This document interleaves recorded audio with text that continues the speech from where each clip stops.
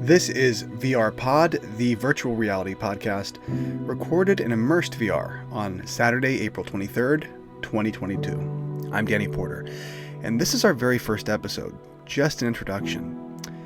I wanted to kick off with a very, very brief history of VR. So in 1838, a British scientist named Charles Wheatstone realized something interesting, that if you took two pictures with slightly different perspectives, and then viewed each one through a different eye, your brain would automatically assemble the three-dimensional view of them.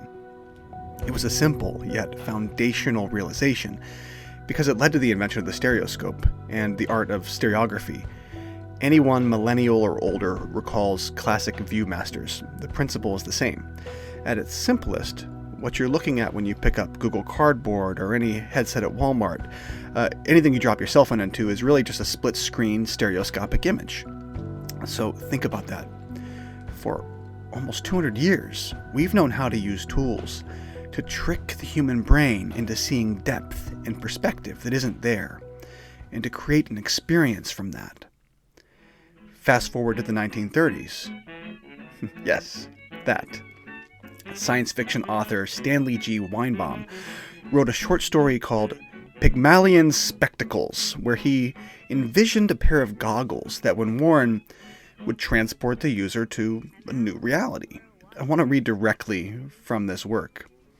He says, "You do not see a wall of masonry. You perceive only a sensation, a feeling of sight. The rest you interpret. Now listen, a movie gives one sight and sound. Suppose now I add taste, smell, even touch. If your interest is taken by the story, suppose I make it so you are the story. You speak to the shadows and the shadows reply. And instead of being on a screen, the story's all about you, and you are in it. Would that be to make real a dream?" His colleague replies, "Well, how in the devil would you do that?" How? But simply, my magic spectacles. He goes on to describe how it's done. And the character Dan describes entering an entire world of immersion as he puts on the goggles. Sound familiar? This was written almost 100 years ago. It wasn't until 1968 that Even Sutherland invented the first head-mounted display system. So we'll jump forward to the 1980s.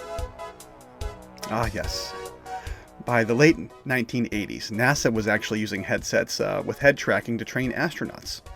And in 1989, Jaron Lanier would coin the term virtual reality for the first time.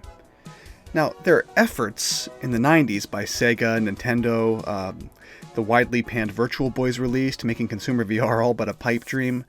But it's around that same time that Neil Stephenson writes the book Snow Crash. If you haven't read it, this is a great dystopian novel where the term metaverse is coined for the first time. And this notion is further explored in The Matrix and Ready Player One. But it was only in 2012, just 2012, we're thinking Obama's re-election, that the Oculus Rift Kickstarter came out. Now, the Oculus Quest, the Oculus, took something previously only accessible to people with high-powered PCs and cutting-edge equipment to something accessible and untethered, available to anybody. Now, I remember the first time I put an Oculus Quest on in my cousin's basement, and it really was this Pygmalion's Spectacles kind of moment, total shock. It reminded me of the first time I sat down to play Mario or Zelda 64 when I was a little kid.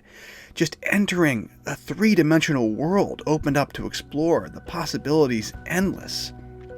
I think it's captivated our attention now. I went to a Star Trek convention with my friends just a few weeks ago, and every morning I played Thrill the Fight, this fantastic boxing simulator. And it felt like I was on the holodeck in the Next Generation era. I use my Quest 2 now for my job, for my grad assignments, using immersed VR, where I'm recording this, to project multiple screens from my MacBook into a virtual space, something I'm doing right now. People, as we speak, are using Vermilion to paint masterpieces. An art previously inaccessible to many because of the cost of canvases and paint is now something they can try.